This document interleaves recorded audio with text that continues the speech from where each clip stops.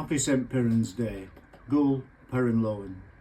Hi, my name's Lightfoot. I used to be a bus driver based at Penzance, working for First Bus, and 13 years I worked, and now I'm retired. But I was inspired while being a bus driver to write poetry. Nobody looks through the windows of a bus anymore. They're all on their phones, reading papers maybe.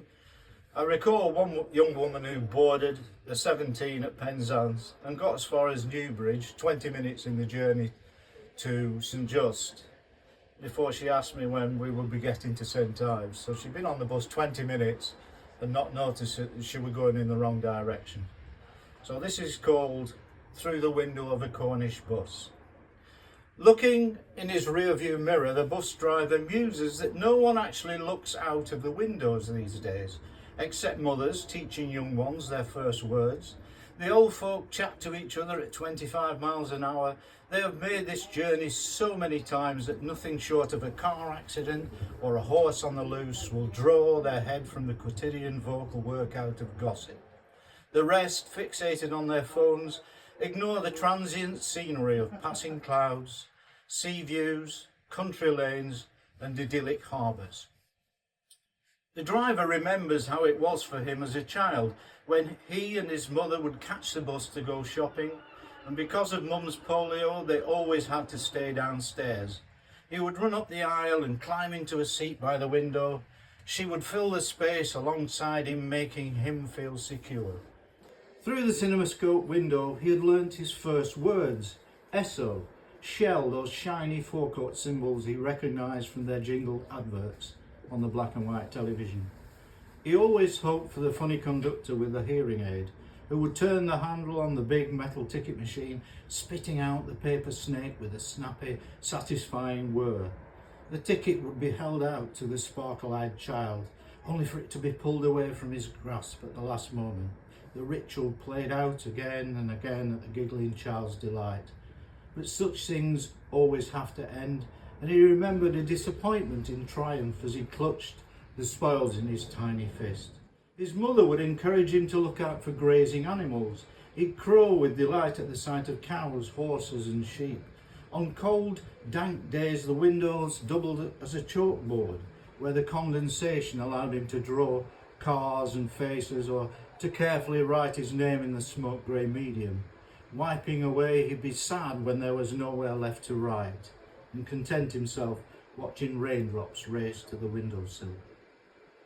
When he was older, he would go upstairs and peep, gazing into the unseen world of first floor windows in the hope of seeing something. He never knew what.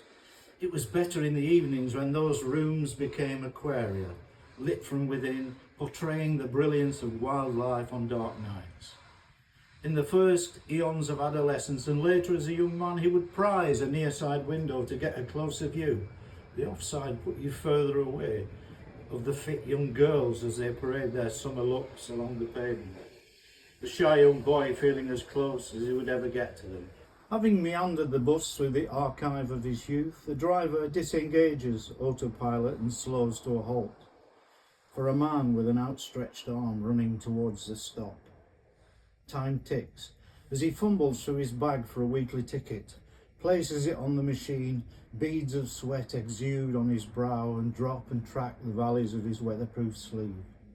Darting eyes betray the stress already driving his day. Hindered by his bag of worries, he sways up the aisle of the bus, slumps in a seat and reaches for the only thing that can help.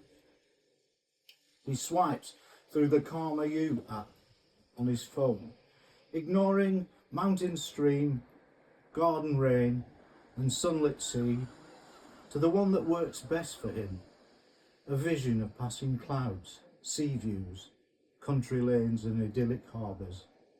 He sighs, calmer now. It's called Through the Window of a Cornish Bus.